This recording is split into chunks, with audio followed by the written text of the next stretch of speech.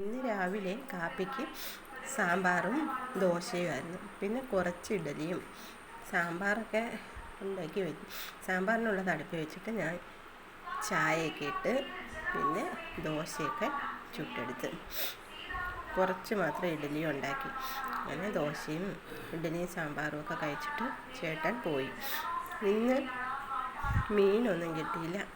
അതുകൊണ്ട് കുറച്ച് ചിക്കൻ മേടിച്ച്. ചിക്കൻ കുരുമുളക് മാത്രം ഇട്ട്, കുരുമുളക് എന്ന് വെച്ചാൽ ചുമന്ന മുളകൊന്നും ഇടാതെ കുരുമുളക് നന്നായിട്ട് കഴുകി തിളപ്പിച്ച് അതിനകത്ത് പട്ടയും ഏലക്കയും ഗ്രാമ്പും എല്ലാം ഇട്ട് തിളപ്പിച്ചിട്ട് ആ വെള്ളം കൂടെ ചേർത്ത് അരച്ച് ചിക്കൻ മഞ്ഞപ്പൊടിയും ഉപ്പും ഒക്കെ ചേർത്ത് അതിനകത്ത് കുറച്ച് വെളിച്ചെണ്ണയും ചേർത്ത് ഹൈ ഫ്ലെയിമിലിട്ട് വേവിച്ച് അരച്ച് വെച്ചിരുന്ന കുരുമുളകും മല്ലിപ്പൊടിയും ചേർത്ത് പിന്നെ സവാള നീളത്തിലരിഞ്ഞാൽ ഞാൻ വഴറ്റിയത്. അതിനകത്ത് ഇഞ്ചിയും വെളുത്തുള്ളി പേസ്റ്റും വഴറ്റി അത് ഹൈ ഫ്ലെയിമിലിട്ട് വഴറ്റി.